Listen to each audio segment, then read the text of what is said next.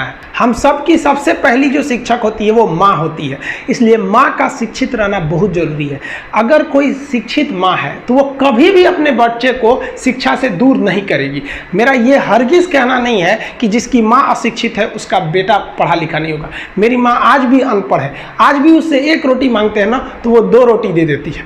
दुनिया की सबसे अच्छा अलार्म जो होता है वो माँ होती है। आप कहिएगा सुबह 7 बजे उठाने के लिए, वो आपको 6 बजे ही उठा देगी और कहेगी बेटा 8 बज गया। आपको इस दुनिया में आपको सबसे बेहतरीन ढंग से जानती है कोई तो आपकी माँ। वो और दुनिया से आपको 9 महीने पहले से जान रही होती है। कहा जाता है कि मेरे नसीब में एक भी गम न होता अगर मेरी तकदीर लिखने का हक मेरी माँ को मिला होता है।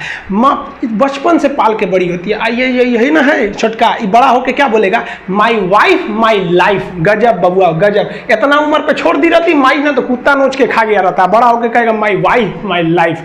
कभी भी माँ बाप से आप ऊंचे आवाज़ में बात नहीं कीजिएगा, वरना आपको शिक्षित कहलाने का कोई अधिकार नहीं है। और बाप जो होता है ना बड़ा खुददार इंसान होता है, कभी बोल नहीं पाता। माँ तो बोल भी देती है ना, बाप बोल नहीं पाता है। जेब खाली रहने के बावजूद मैंने बाप को कभी ना कहते नहीं देखा। इस दुनिया में बाप से रईस इंसान मैंने नहीं देखा। लेकिन इन दोनों को कहते हैं कि आप अपने बच्चे को जी जान से प्यार कीजिए, उसे सोने का निवाला खिलाइए, लेकिन उस पर नज़र रखिए दुश्मन की तरह क्या कर रहा है, वरना एक दिन बिगड़ जाएगा। माँ बाप भी लड़कियों को भेजते हैं हॉस्टल में पढ़ने के लिए। हॉस्टल जाती है बबनी पढ़ने के लिए, हाथ में घड़ी नहीं, और उधर से जब आती है छुट्टी पे तो 3000 का सोनाटा का घड़ी पहन के मम्मी पूछती बबनी घड़ी कहाँ से, तो मेरी सहेली गिफ्ट दी है बर्थडे पे। आपको पता चल रहा है वो सहेली गिफ्ट दे रही है, इतना सहेली का गिफ्ट आ रहा है वहाँ पे। आप नज़र रखिएगा वरना एक दिन आप ही पछताएंगे। पिता को भी हम ये कहना चाहते हैं कि आपके दिए पैसे से ही आपका लड़का बिगड़ता है। अगर उसे ज़रूरत 8000 की है, आप उसे 15000 देंगे तो जेन्युइन है, एक दिन वो आपका नाम खराब करेगा। पैसा ही इंसान को ज़्यादा बिगाड़ता है।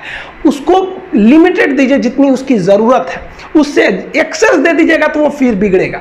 और माँ अगर बेटियों पे ज़्यादा नज़र नहीं रखेगी तो फिर वो भी बिगड़ेगा। नज़र रखिए जब तक वो कामयाब नहीं हो जाता है। जब कामयाब हो जाएंगे तो उनके अंदर खुद समझ में आ जाएगी कि क्या मेरे लिए सही है और क्या गलत है। भौतिकवादी इस समाज में भाई भाई में तकरार बढ़ते जा रहा है, ये सबसे गलत है।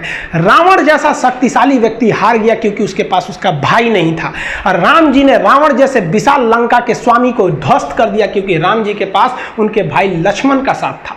इसलिए आप भाई भाई एक होकर रखिए।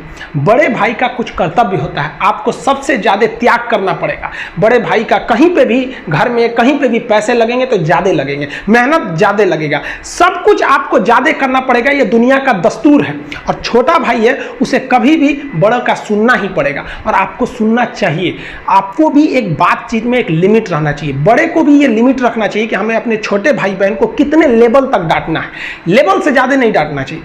और छोटे भाइयों और छोटे बहनों को भी याद रखना चाहिए कि हम अपनी जुबान का इतना गलत इस्तेमाल ना करें कि बड़े भाई या माँ बाप को बुरा लगे। वो भले आपको कितना डांटे, लेकिन आप अपने आप के लिए एक लेवल बना के रखिए कि ये इतना लेवल के आगे नहीं जाएंगे हम। कुछ लोग बड़े भाई माँ बाप का जवाब दे देते, कहते ये करो, कहते नहीं करेंगे, क्या करेंगे। हद है भाई साहब, कोई कुछ नहीं करने वाला इस दुनिया में। मर भी जाओगे तो कौन पूछता है। एक तारा टूट जाने से आसमान सूना नहीं होता, लेकिन संस्कार विहीन व्यक्ति जानवर की तरह होता है। हम बहनों को भी कहना चाहेंगे, आप लोग के अंदर शिक्षा बहुत जरूरी है।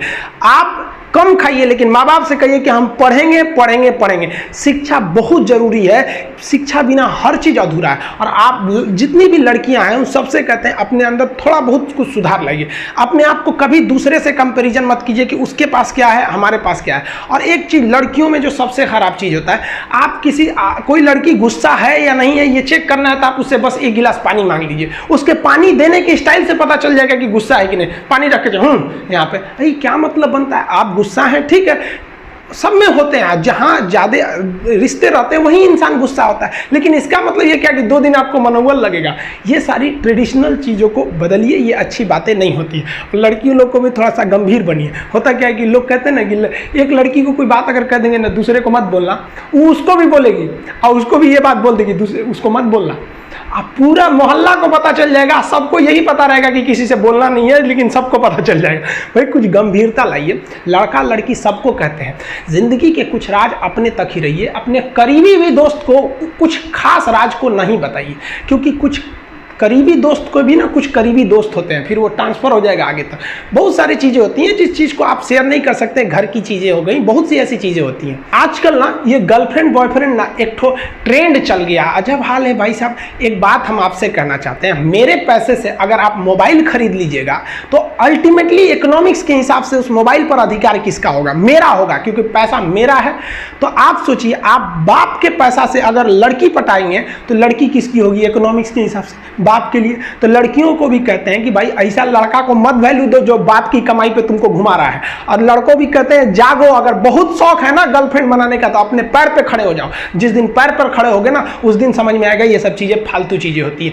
कई लड़के बेचारे का दिल टूट जाता है, उनका शरीर एम्बुलेंस की तरह हो गया है, घायल दिल लेके घूम रहे हैं। अरे फालतू ये सब चीजें। जीवन में किसी के लिए आंसू मत बहाइएगा, वो आपके आंसुओं के काबिल नहीं होगा, और जो आपके आंसुओं के काबिल होगा वो कभी आपको रोने नहीं देगा। दिल टूट गया, गोली मारो यार, प्यार 24 कैरेट का था आपका, उसी की औकात नहीं थी जो खरीद सके।